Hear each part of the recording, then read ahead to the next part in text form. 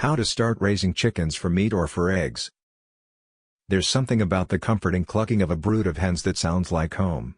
Whether you want a flock to lay delicious, healthy eggs, or you'd like to raise your hens for meat, some breeds are good for both. Here's what you need to get started. Are you allowed to keep chickens? Before building a coop, check your local ordinances to make sure your flock won't break the law.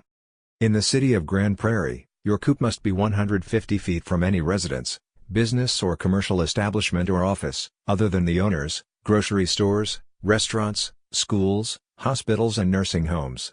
As in many cities, it is illegal to keep a rooster in the city of Grand Prairie, with few exceptions. Even if your chickens are kept legally, they could be impounded if they disrupt your neighborhood. Make sure your enclosure is secure so your chickens cannot escape and roam. You may also need to account for any noise or odors that could offend your neighbors. Where will your chickens live? The chicken coop is the most expensive investment you'll make as you start your flock.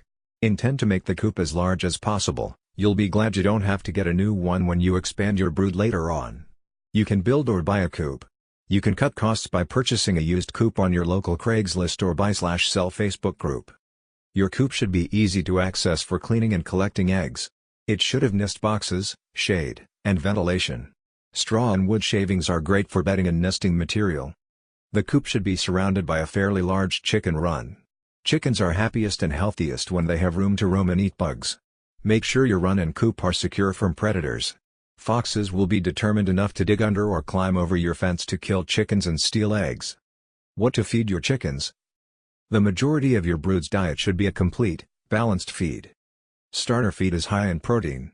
It's for chicks that are 6 weeks old and younger. Grower feed has almost as much protein as starter feed and less calcium than layer feed. It's for chicks 6 to 20 weeks old. Layer feed is for chickens 20 weeks and older, or those that have started to lay eggs. The extra calcium supports eggshell development. Chicken feed comes in 3 textures: mash, crumble and pellet.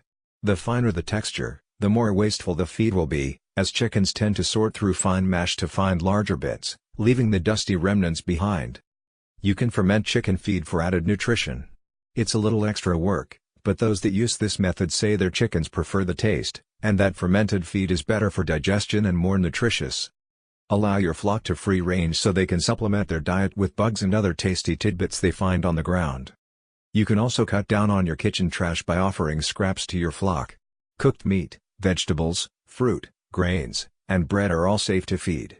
Avocados, potatoes, chocolate and coffee are all bad for fowl.